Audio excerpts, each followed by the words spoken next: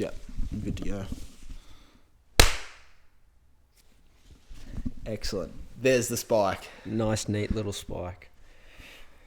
Hello and welcome to the Long Run, home of all things running, walking and jogging. My name is Angus McPherson, and yet again I am joined by my wonderful co-host, Elton Shibble. Elton, how are you? Fabulous. Episode 4. Did not think we would make it this far.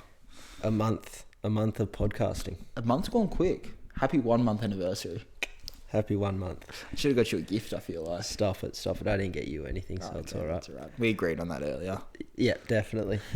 But no, 1 month in, little change of angle for anyone watching on the YouTubes, and this could work. It's a bit more Intimate. A bit more I chatty. feel like I'm speaking to you. I like it a lot.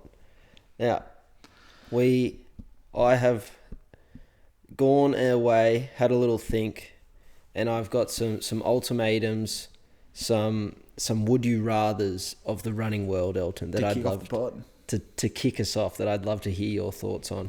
I'd love to give you my thoughts. I reckon you'll have some strong opinions. I'm going to this blind as well. Yeah, this is a raw reaction. Some of these just are uncomfortable, and I think most people would prefer neither option. This one's just an awkward one that I reckon is difficult to do in both senses. Would you rather run 1K blindfolded with a guide, so someone helping you along the way, or run 1K backwards? And which one do you reckon you'd do quicker? Oh, 1K with the guide.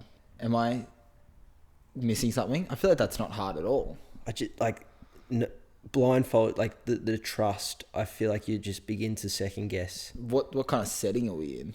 It can be a road run. Yeah, no, I'm taking blindfolded any day of the week. It's like it's taking one of your most important, like one of your senses away from you. Running is my sense. Turn it up. No, I feel like that wouldn't be too hard. I feel like eyes closed, I'm running a K.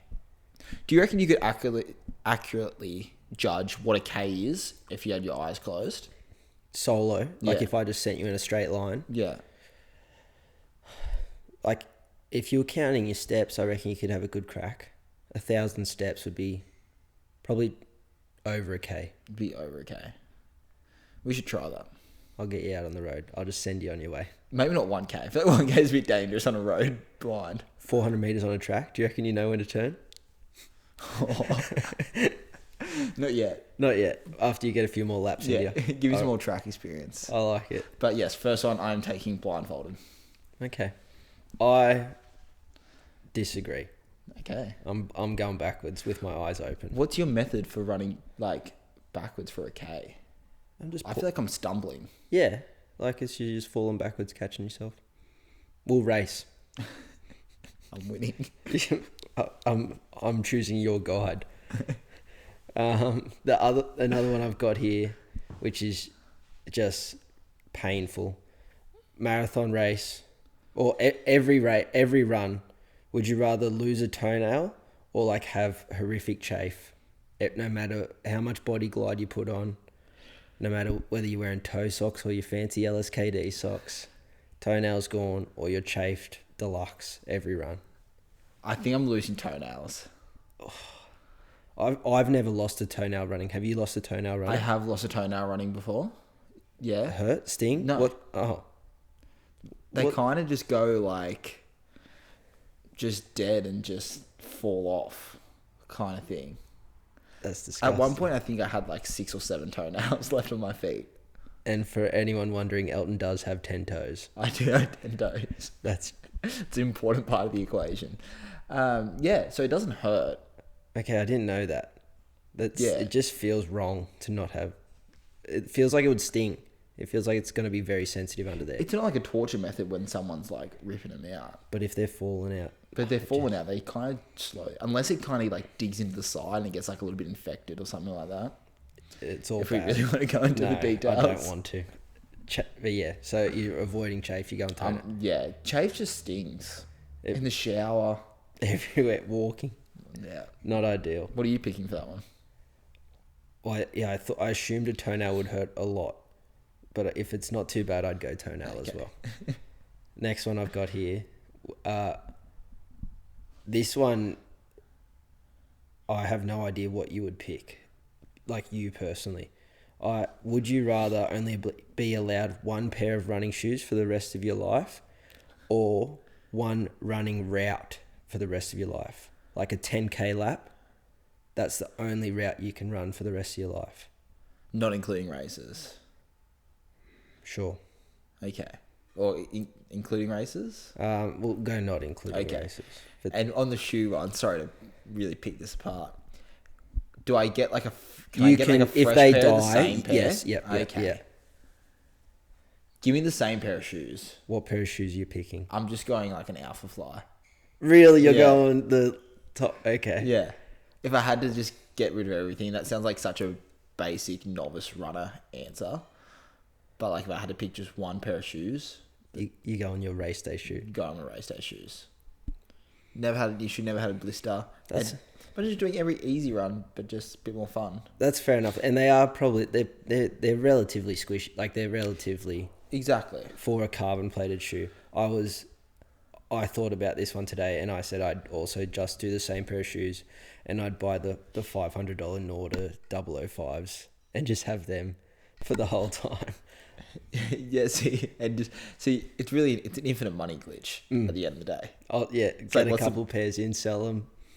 But yeah, I think running the same like lap forever. I already sort of do it. Like, to be fair, Yeah, like I have my set like 3 loops that I run constantly, but I think I'd go stir crazy if I was just doing the same one over and over again. and no more run club. You wouldn't be allowed to come. Oh no, run club would be my track. So you'd pick the 5K out and back at Newcastle, if you had to pick a. 5K out and back down the foreshore's not bad. Oh, it's tough to get the Ks up though. Sorry, it's only 2.5K out. Oh and back. yeah, okay. So If we had to pick say like a 10K loop, I'll just extend the run club route along Newcastle foreshore. you wouldn't go home.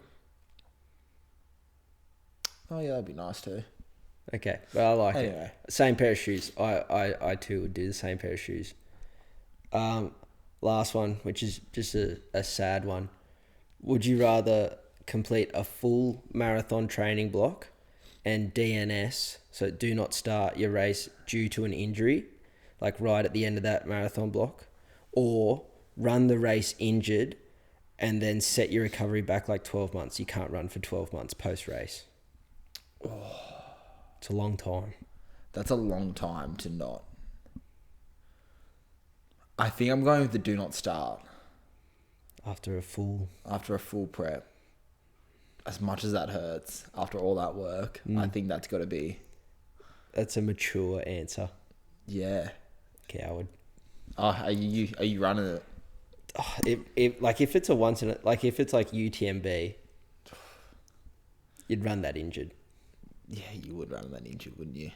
Or like You'd sacrifice the next 12 months for that. a Tokyo marathon. Like if it would have to be a huge ticket item. Yeah, definitely, for sure. But if you didn't know and it was like you can't walk, like they're my would you rathers. They were great. If anyone has some would you rathers that they would like us to discuss, unpack, go onto the socials at the Long Run 100, jump on the link tree, chuck it in the form, fill in whatever you want to hear us talk about. We would be happy to do so. Happy to discuss. And give us one more time. What's the handle? The Long Run 100. Excellent. You'll find us there. Posting our little reels and whatnot. Yeah. And Elton running blindfolded. Soon to happen. And hot dog 100 meters. Hot dog 100 meters is taking the running world by storm. By storm. And I don't want to say that, Oh. I've started this trend in Newcastle, but I think it's a fun little challenge. And I believe you currently have the winning time. I do have the winning time amongst us here in Newcastle. For the listeners, if you haven't heard the debate online, it's who would win in eating a hot dog and running 100 meters? Joey Chestnut or Usain Bolt? And for those that don't know Joey Chestnut, he is the fastest hot dog speed eater. He can eat a hot dog bun and sausage in under 5 seconds. I think it's 2.8 seconds. I think 2.8? Yeah, I think it's 2.8. I am a firm believer that Joey Chestnut dusts Usain Bolt. I think Joey Chestnut wins, right? Because say Usain's taking 30 seconds. And that's that's conservative. Yeah.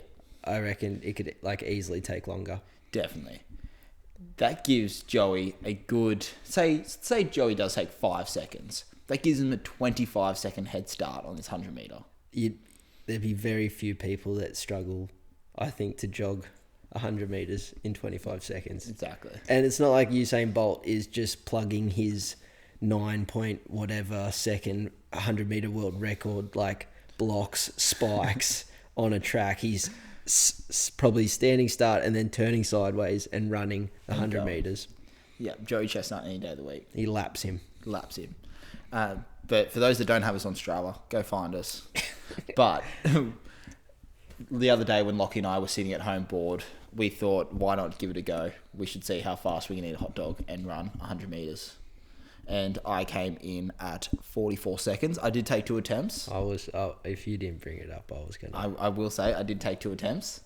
So I did have 2 wet hot dogs in my stomach. But 44 seconds, I'm pretty proud of that.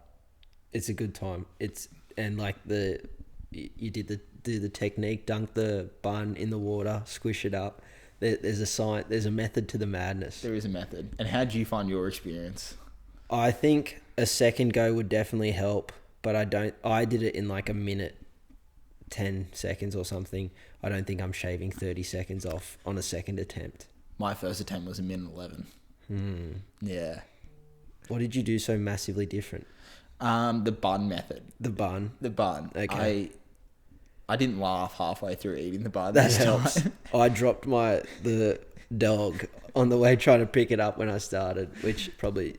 Early fumble. Little fumble, turnover, all bad. Yeah. And Ben and I decided that... So you and Lockie nominated one person. You nominated me. Lockie nominated Ben. Ben and I nominate 2 people each. So then those people nominate 3 people each. And in 8 people's time, everyone in the world will have done it. Everyone in the world. That's a good bit of fun. Hot dog 100 metre challenge. Hot dog. Give it a go. Send in your times. Send in your times. 44 seconds, the time to beat.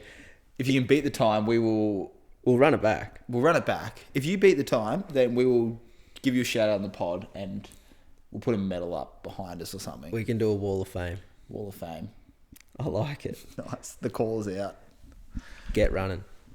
All right. What else do we have in store for this week's episode, Angus? Elton, I believe you have taken the reins of runner's science this week and delved into a topic that you are a big fan of.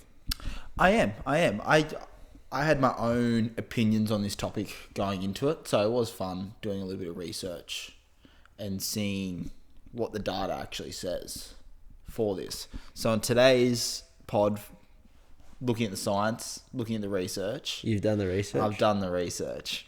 We are looking at ice baths and saunas for recovery.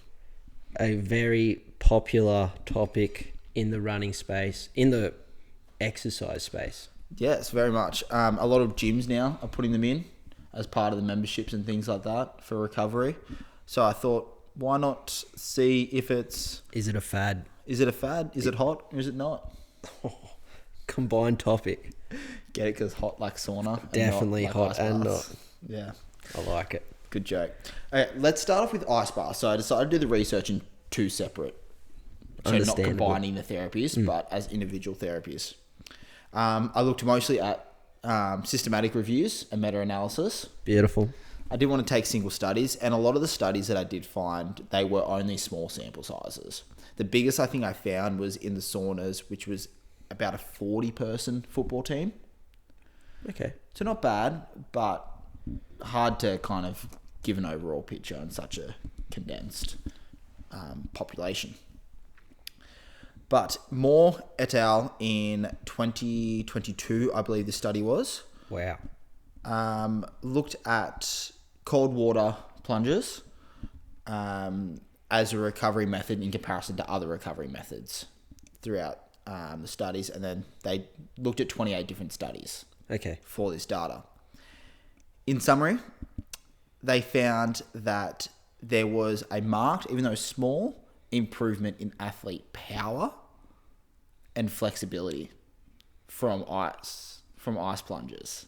Really? Yes, which I thought was interesting. I would have assumed condensing muscles in the ice bath would reduce flexibility.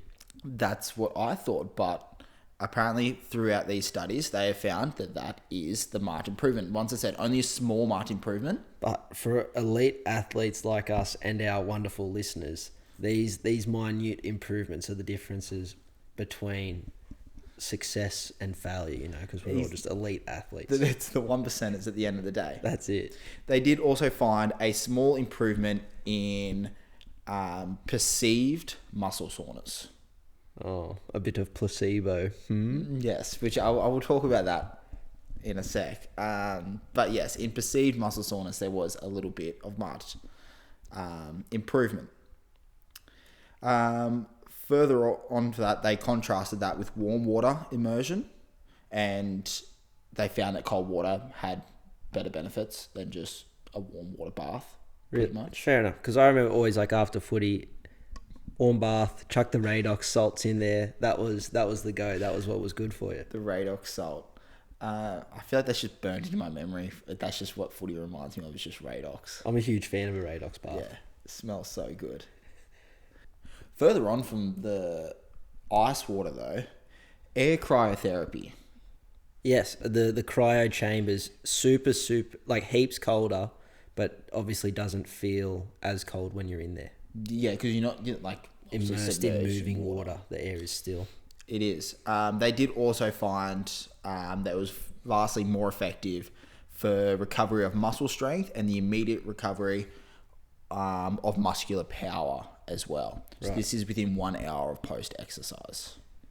Okay, so that's probably a lot less accessible to the average person, but you're saying it has a much greater effect. Definitely. And where I kind of see that lying is if you've got back-to-back events on the same day of some kind of physical exertion. Yeah.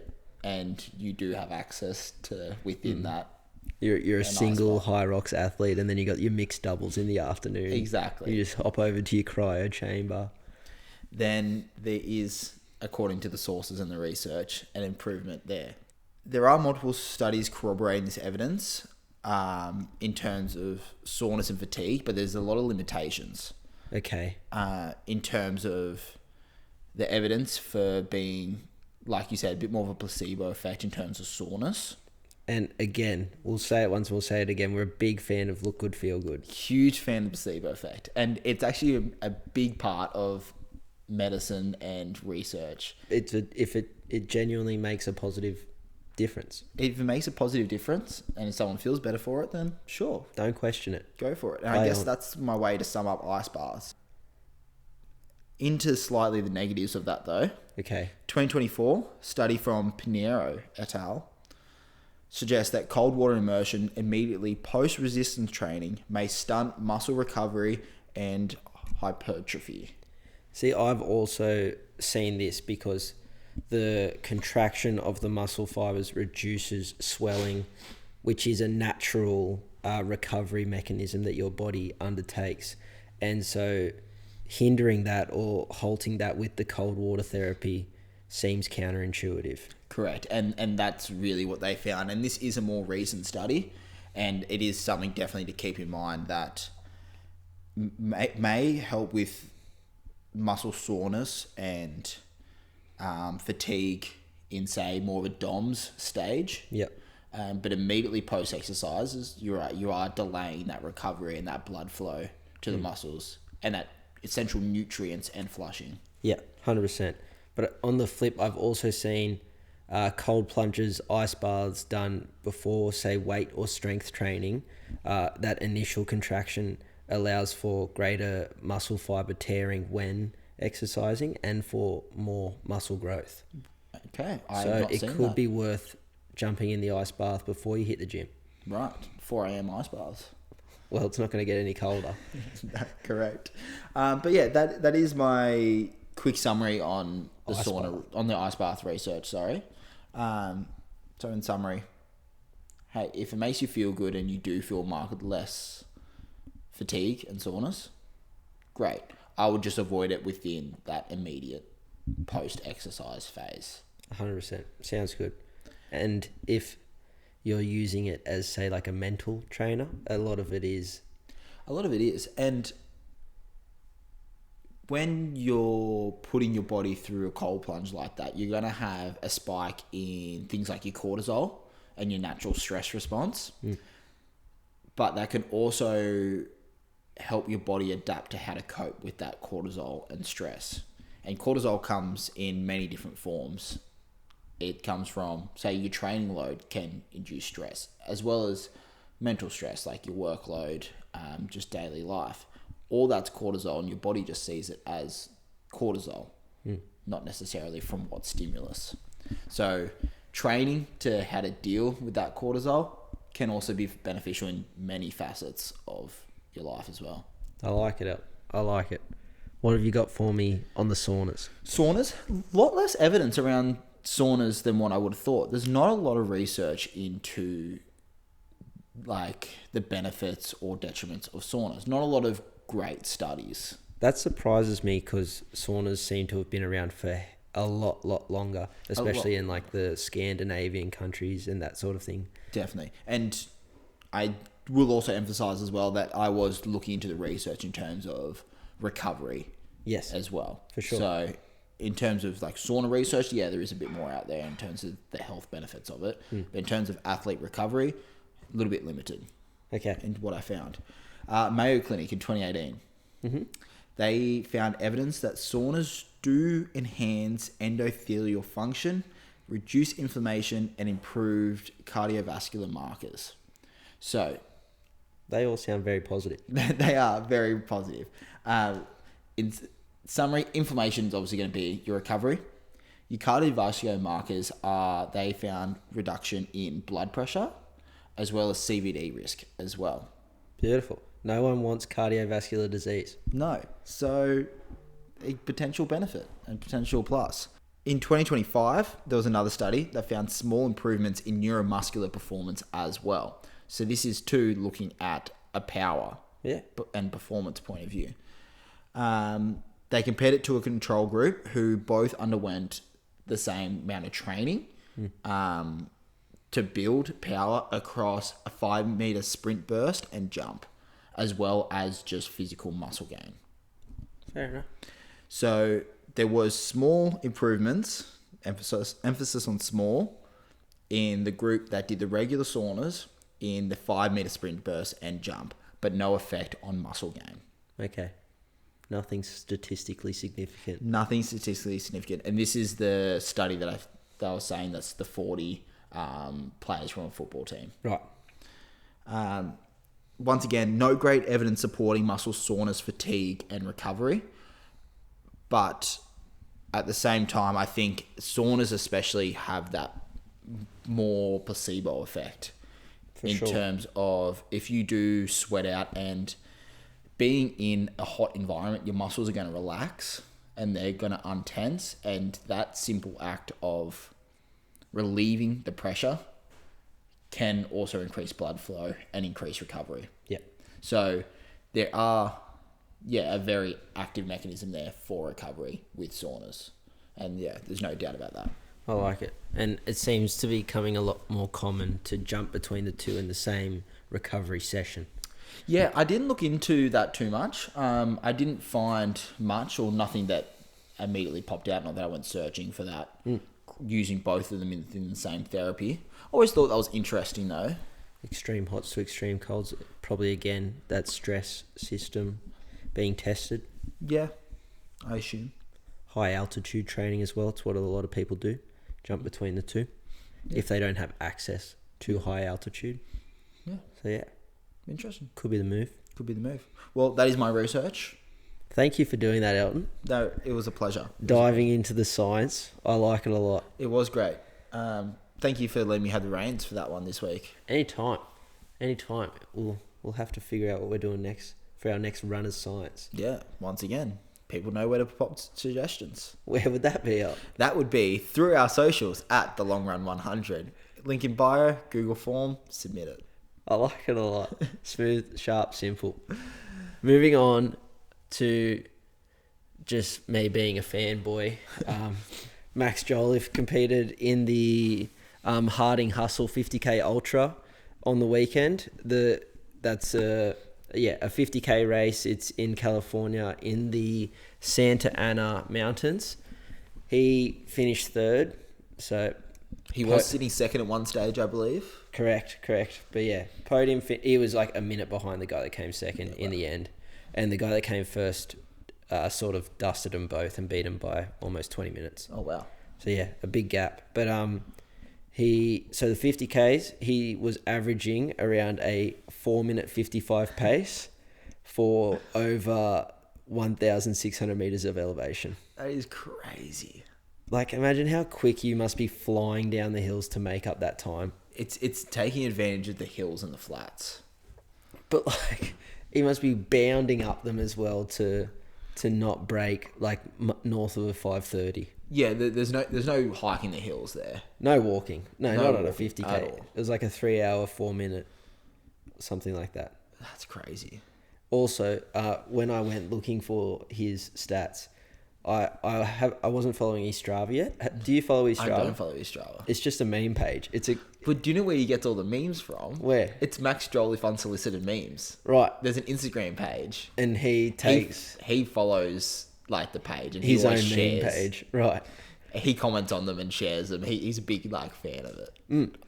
When I jumped on the Strava, every run just has a Max Jolliffe, like the Drake going like the no, and then the yeah, or the San Andreas, here we go again one. It's good. It's good gear if you're a Strava savant. Go chuck Max Jolliffe a follow. I might have to do that. Go chuck that meme page a follow too. It's funny.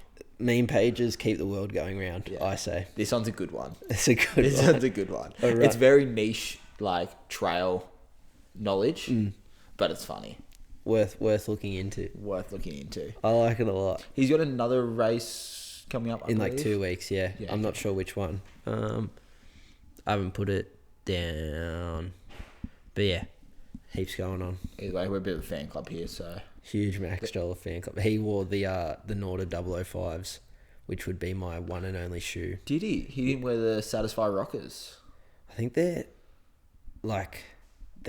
seem pretty similar to the Hoka Speed Goats. Okay. So I'm not sure if they're a race day shoe. Right, interesting. And also, if I had a pair, I'd put them up on a wall, like they're a bit of art. Yeah, they're a piece of art. They look so nice. Would you go the blue ones or the?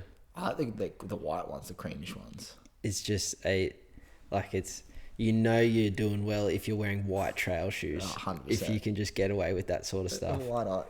It's ridiculous that they shouldn't be made. White trail shoes. They should be made. Well, that's the only colourway you can get those Nordas in. White. They're nice looking shoes though. I think I got my tax back the other day. Oh, did you? Could be on. Could be the next shoe review. Are the athletic sales still on? Those ones sold out immediately. Yeah, fair enough. People like, oh, these never come on sale. Yeah. I saw a bunch of 001s for sale too, but yeah, nothing in my size. Big feet. You know what they say. You know what they say. Hard to find shoes. Do your shoelaces up. Yeah, I don't do. I'm DeMar DeRozan. DeMar DeRozan. You'll get injured. Yeah, probably, but he doesn't tie his shoes. He's a bit bigger than you. Yeah, also true. Just. What else have you got for us around the track, out? Around the track as well. I just came across this. I only thought about this afternoon after seeing it on Instagram. Is Newcastle's very own Rose Davies was running Diamond League at the London meet. Huge. A couple of days ago. She ended up with a new national record and area record in the 5,000 meter. She's been breaking so many records in this past, this track season. Crazy. It's crazy. Do you know what the time she put up? 14:31. For 5Ks, 5,000 meters. 5,000 meters track. Sorry. 5,000 meters. 5,000 meters. 14:31. 14:31. She finished third in the event. But yeah, that is an Australian record and an area record. What do you mean by area record? Oceania, I believe. Right. Yeah. I like it. just last Blistering. month as Yeah. well, in June, she also set a national record, an area record in the 10,000 meter, Oh, so she's got range. which I believe was her own record that she set at the Zatopek in Melbourne at the start of the summer track season, And then broke it. and then broke it again. What, 4 months later, 5 months later? That's like such a power play. Oh, broke the record. Oh yeah, it was just my old one. She's flying at the moment. One to look out for in terms of the track scene and the middle to long distance scene. 2026 Olympics coming soon. She'll be there. She will be there. I have no doubt about it. Winning gold for the nation, I assume, Oh, she as all good Australians do. as all good Australians do, especially in track and field, which we Dominate. all the time. Always not known for our pool, but No. gosh, once we get on the track. Australian runners. Do you see the elite field for Sydney Marathon got announced? I did. I saw Kipchoge's up the front there. Yep. There's like when we were talking the other day about if we get in like the A group behind the pros and we sprint to like catch up to him, it's just not even feasible because his marathon pace is me sprinting. And with that, like, even if it's a 90-second head start, you're not catching him. No, not even like if even just an all out K or something silly. I'm never getting close. So I guess no chance of seeing Kipchoge on the course. Just nice to know you're in the same race, I guess. It's crazy. There were some fast times, a lot of low 2 hour and single figure times. Yeah, I think Brett Robinson is the top Australian representing the elite field. I think his PB's maybe 2 hours 8 minutes, 2 hours 7 minutes, possibly. Oh, is that all? Yeah, only. Yeah. Oh, horrible. He's the worst. He's the worst. But yeah, cool field. It's pretty quick field. Yeah, well, first year of Sydney being a major, I'm sure it's high on a lot of those elite athletes' calendar. William Goodge is even coming back to Australia to run it. True. Yeah, Most beautiful long distance athlete. yeah. Some are saying, I say. World record holder for Perth to Sydney. Yeah. Oh, I want Ned to have it. nah. Oh, it's cool to see. I like William Goodge. Oh, it's not his fault he's quick. Yeah. I like those heaps cushiony Brooks that he wore. Didn't see those. Did you watch his YouTube series? I did. I can't remember what they're called, like not the hyperglycerin, but some like glycerin max cushion. They just look very, very comfortable. Very soft. Nice. But no, that could be another shoe purchase with this tax return. Yeah. It's dangerous online shopping at this time of year. It's good use of money though. Oh, of course, it's bettering your health, make you live longer. You need them to catch up to Kipchoge. Yeah, I need bloody rocket shoes. Those the Nikes that Back to the Future had. Yeah. That maybe they'd get me there. Maybe. But that's around the track at the moment. A lot of ultra trail stuff happening over in the European summer at the moment. It seems like every trail race is just like the course record is being broken like every year. How is I reckon it must be like just down to like now like gear, not like injecting illegal gear, like your shoes and everything, and the science of the nutrition plan that these people would be having is just so much more dialed in. I think the science of the nutrition's definitely the biggest, most recent. What's pushing people to faster times? Yeah, I feel like, I don't know if it's just because I've now just started to dive into it a lot more in the last 12 months, but I feel like it's becoming a lot more accessible thing is fine-tuning your nutrition and having availability to good nutrition. Aid station. That's where Station. they have heaps of options. They have the monopoly in Australia too. Drink bottle. Drink bottle. I do have drink bottle. That's what I get for being a gold loyalty member. Not a flex. Not a flex. It's actually not a flex. You get nothing for being a gold loyalty member. Unless you want to sponsor us, Aid Station, then we maybe get heaps of stuff. Then we heaps of stuff. Thank you, Aid Station. We love you. Maybe. Discount code 10% at least, please. I'm due for some Precision Fuel gels, non-caf. Thank you. Yes. I'll also take a 15 pack. or Morton bars. You're a big fan of the Morton Big bar. fan of Morton bars. That'll make you get back out on the trail. They probably would too. Please send us some Morton bars so Elton runs trails again. Never going to happen. All right. Moving on to our weeks of training. Elton, you always get to kick us off, so I'm going to start with this week. Good idea. I hit 12 sessions, 4 gym, 4 run, 2 bike, 2 swim. Right. So I had a semi-proper long run this week. I did just over 25 Ks and no music. Nice. Went raw. Big fan of that. Just trying to be tough up. And the way I made it go a little bit quicker was I threw in some long-ish marathon goal pace intervals. Oh, nice. So I did a 6K easy warm-up, 5Ks at marathon pace, 3 minutes easy, 4Ks marathon pace, 2Ks easy, 3Ks marathon pace, 1K easy. Nice. And that got me home. And how did that feel? Really good. It was tough. The 3K set was headwinds, but just a bit of character building. I mean, that's what it is. So it was good to get that done. Good to get a longish run in. Nice. Also hit a track session against trying to push some intervals out to the longer sort of distances. So I did 2 1.6K intervals into 2 1.2K intervals into 2 800-meter intervals. Lovely. With 3 minutes walking rest in between. Excellent. So they were the main runs. That's a good marathon week. And what are we now? 6 6 weeks out as of recording. Sydney Marathon, not far away. Not far. Get those long runs in. It's coming up to peak week. Yeah, it is coming up to peak week. And then the other mate, I hit a long ride with a few of the boys into a brick run, which was good. So for those that don't know, a brick session in triathlon training is usually you go, like once you finish your bike ride, straight off the bike, chuck your running shoes on and go for a run, help to get race ready, running on tired legs after the bike. It's very good practice, well worth doing. But that's my main week of training. Also, obviously, hit my hot dog 100 meter run in there as well. Yeah. Elton, what did you get up to this week? You had a lot of Ks on the legs, I saw. Yeah, it was unintentionally a nice big week. 77 Ks for the week. Nothing to sneeze at. Nothing to sneeze at. 7 runs for the week in my 77 Ks. One a day, or did you have a double day? No, I had a double day. Okay. How'd the body feel with that much volume?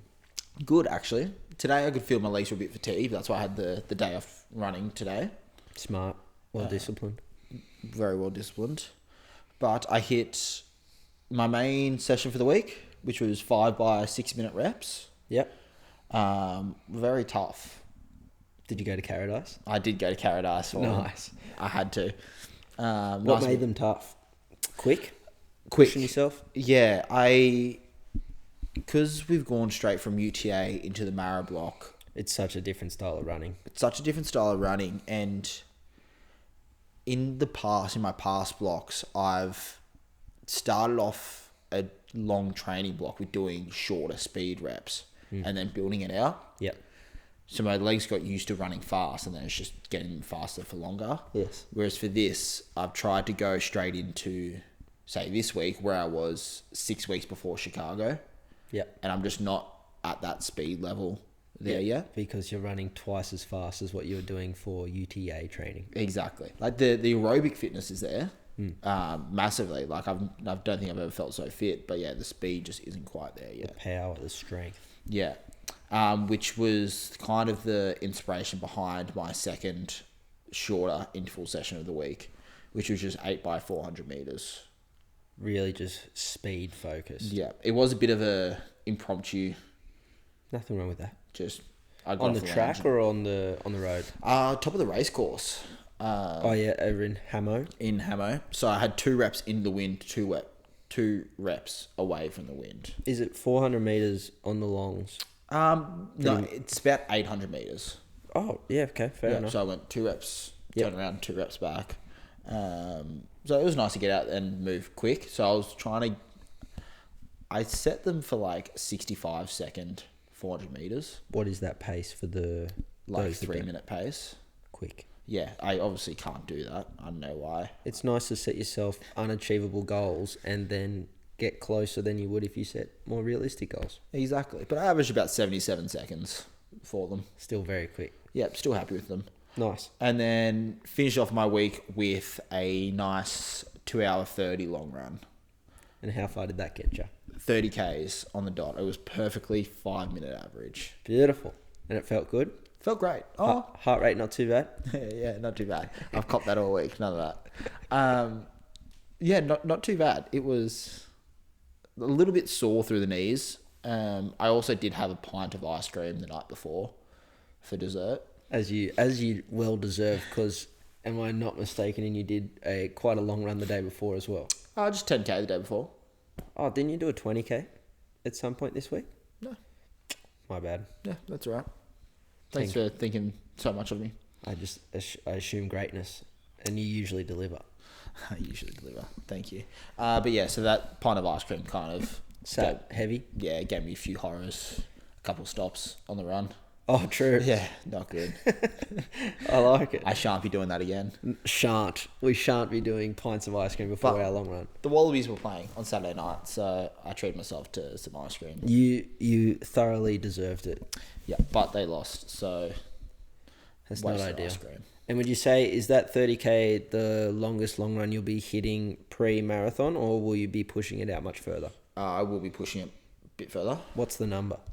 36 is my peak marathon. So there's this session that I originally got off my mate Ethan when he was originally doing my programming for my first marathon.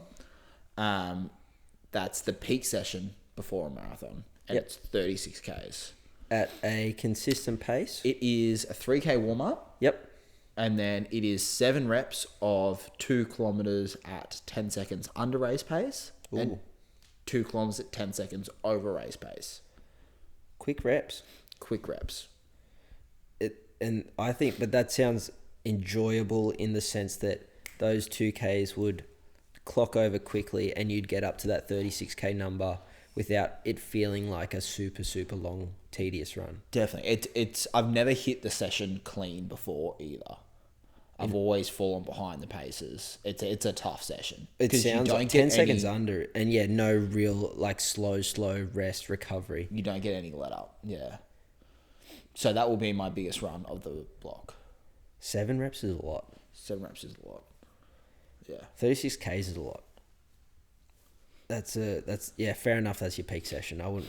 Couldn't think of much harder. No. Pre-marathon. And then we also have the Never Run Club and Sydney Marathon partnered event, which is a 32K run, the first weekend of August as well. Nice.